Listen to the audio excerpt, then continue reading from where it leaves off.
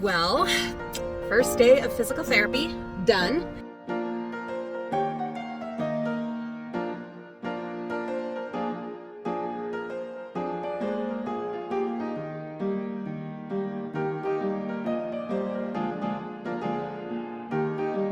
It hurts. Which is, that's down to me. I need to not push it, which he reiterated several times. It's like he knew me.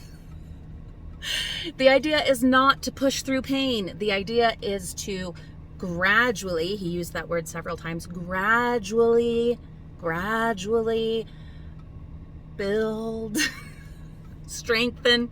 So one thing we did run into, and it sucks, but it is what it is, a lot of numbness and tingling throughout my fingers, before, during, and after. And so that is frustrating because that's something that we're not going to be able to fix necessarily with physical therapy.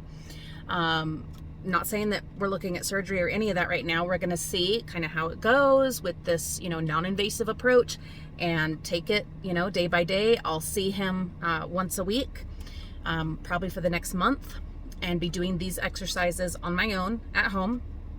And then depending on how with the numbness and the tingling, we might have to do a nerve conduction test, which is no fun at all. I've had that done before. I've had carpal tunnel release on both wrists about a decade ago. And as many of you know, that can come back. It can reoccur and get bad again. But the tricky thing to me is when I had it, it was bilateral, meaning it was both sides equally. And so it's strange to me that it would be just this side. Could it also be something from the arthritis? Yes, it could. And so it's a matter of let's suss it all out, but start with, the physical therapy and doing what I need to do there and not overdoing it. Julie, not overdoing it. I know.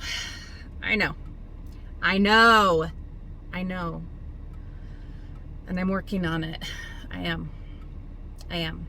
I push this old thing so hard sometimes, and I need to work on just showing my body some grace and some gratitude. I know that. I know. We'll do better. It'll be better. So these exercises, I've got to do them. Let's see. So the putty, that is once a day, and that is the most painful. Who would have thunk? You have this beautiful, colorful putty. It just looks so fun. It's not fun. Being my incredibly childlike self, I thought, oh, look at that putty. Woo, that's going to be fun. No, that was the most painful one. Having to do the gripping and whatnot with that is painful. But the other exercises, those I'm supposed to do 3 times a day, and I don't see that being an issue. Those, not bad. Now, of course, at home, I don't have the fabulous whirlpool that they put my hand in to get all warmed up. That was amazing. Oh my goodness. You got to get me one of them. If I had a place to put it and thousands of dollars to buy one. I also don't have the same ice pack wristlet thing that they used there, but no big deal. Just wrap some ice packs around my hand. I don't think that should be a problem. So I'll need to warm it up before each round of exercises, do the exercises, then the cool down thing. But I'm also gonna have some ibuprofen because it hurts. Hopefully I won't need to be popping the ibuprofen every time that I do it, because you don't want to do too much in the ibuprofen department, not with this old liver. But part of the issue was that I did push it a little too hard, as he called it, getting zealous. He didn't even say overzealous, he just said zealous. Okay. We know that I tend to err on the side of overzealous. I know, and I did push it a little too hard, especially with the putty. I did. So I am going to have some ibuprofen just to calm it back down, because I do have bottling. I don't care. You guys can call it whatever you want. Canning, jarring, preserving. putting up, I'm calling it bottling, because that's what I've called it my whole life. So yeah, I had people give me a really hard time about saying bottling. Get off. When I have a jar of peaches, those are my bottled peaches.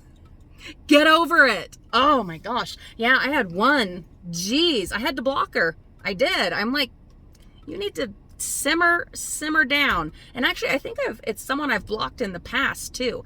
And anymore, I hate blocking people because I am so grateful for the loyalty you guys have shown to me as our channel has, gone through these vicissitudes. But someone called me out in a way that was not appropriate. And, well, to be honest, was downright mean. And who needs that? I don't need that. I don't need that. Nobody needs that. No. And right now, where I'm just so damn happy to be alive and functioning, I don't need that kind of noise. I don't. Someday we're going to talk about, this person called me out as an English major for using that term. I want you guys to look up, in regards to the English language, the words corruption and colloquialism, and how they apply and how they inform the evolution and development of our language, of any language, but especially the American English language. Yeah, I started feeling really snotty and I was going to do a thing. And then I'm like, Julie, don't sink. Don't do that. Don't do that. That's not. That's not. And I already get called some mean names for using words. So we're not going to go that route because I know I'll have people, well, look at you. You can't win, okay? You can't win. When I use big words that I put a lot of time and money and energy into learning how to use appropriately, you get people saying you are an elitist and a snob and you are condescending and blah, blah, blah. Then when I go with the colloquial terms and corruptions of the English language that I enjoy, when I choose to employ those words, then it's, well, you're stupid. You can't win. Can't win. So best to just laugh it off and just block people and live your best life. Just live your best life, frugal friends, because what else can you do? Yeah. Not only that, it's fall. Yeah, this is September 1st. Today, officially for me, it's fall. It's Halloween. Halloween time. I did my physical therapy. Gonna go home and do some bottling. I was joking with, who was it? Tina that I was joking with? Longtime fabulous frugal friend. Honestly, it should be jarring. You're jarring your fruit. You're putting them into jars. They're glass jars. Why aren't we jarring our fruit? It's so jarring that we don't jar our fruit. Oh, she's in a mood. I'm in a funky kind of mood. Guess what I'm doing? I'll document this on our vlog channel. But the plan is to go up to Idaho because, we've got Labor Day, I think is what's coming up.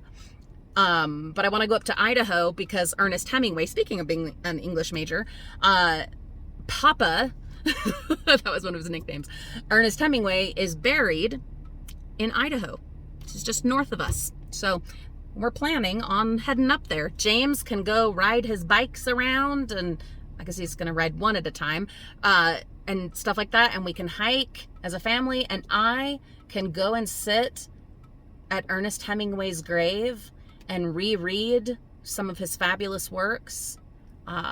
Probably Hills Like White Elephants. That's the one I tend to go back to for a lot of reasons. And plus it's, a short story. If you haven't read Hills Like White Elephants, do it. But anyway, go and read that.